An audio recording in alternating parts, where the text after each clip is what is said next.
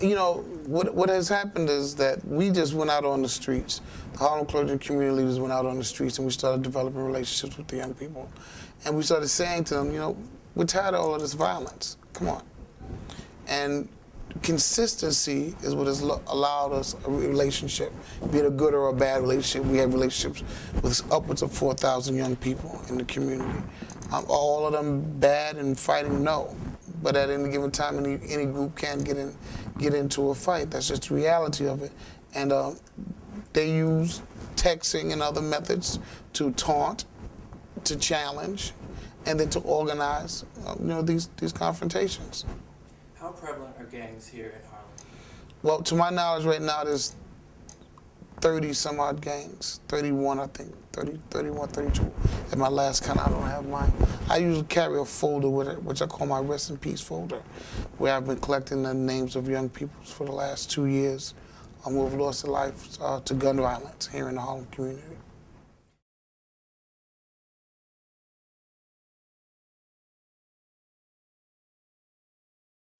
How are you received by the young people? What's their response to you? Well, the young people who are on those are what I call my young people who are on the fringes. They are happy of what we're doing.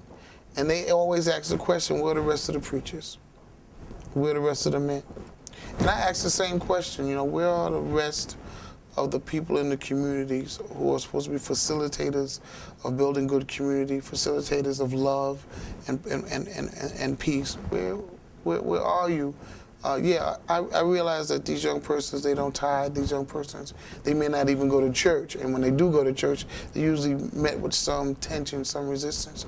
But they're asking the question, where are you? And I can't say that they're asking a bad question. They're asking a good question, which leads me to say that more of the community has to get involved. Because unfortunately, because of what's going on with the economy, what's going on with politics, it's going to get worse before it gets better. And the more young people that become disenfranchised, hopeless and helpless in their thinking, the more violence we're going to have. I thank God that in the time that the Harlem Clergy Community Leaders Coalition has been on the streets, in the 28th and the 32nd precinct, there has been a decline in illegal gun activity and violence that ensues. There has been, I think they record a 46% decline in crime. And that's a beautiful thing. But what that says to me that if a handful of old middle-aged men like myself, mothers, can get out on the streets and do that much on our streets, what would happen if the faith institutions opened up their doors? What would happen if, the average Joe Blow and Jane Blow would come outside of their houses and say, you know what, today at this hour, no violence in this area. And if they did that citywide, and if they did it statewide. Because this problem is just not a problem in Harlem, it's a problem all over the country. And really what it really leads to is that NYPD or whatever city you in, PD can't do what the people in the community can do. And what the people in the community can do is take back control of the community, because it's our kids.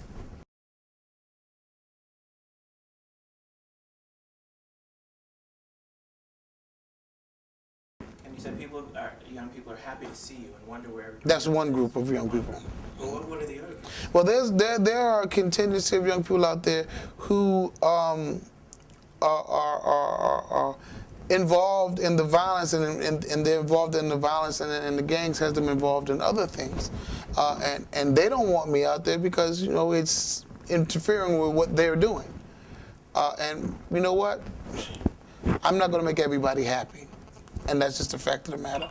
But that I can do what I do to save a young person's life and to redirect that energy so that they can get out of high school and go off to college, and that I can be supportive to them while they're in college, that when they get out of college and they start their career, that's enough for me.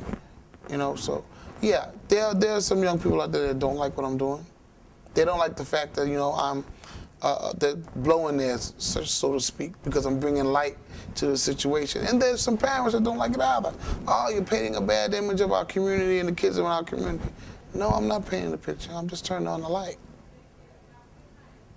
And I'm not just turning on the light. I'm also saying, you know what? I'm thinking so much outside of the box that I believe I can figure out something to do with these young people. I'm not just saying, yeah, look at them, look at these bad. No, they're not bad kids. They're our kids. They're geniuses. They're smart. They have all this energy, all this creativity. And I refuse to say, you know what, I'm just going to let it go to waste. And I look for people who have the same like mine and say, you know what, I'm not going to let it go to waste either. I'm going to put some energies into redirecting these young people. I'm going to put some energies into giving them opportunities. I'm going to put some energies into creating jobs for them. I'm going to put some energies into just sitting down, listening to them, telling them that I love them, and hearing what they got to say.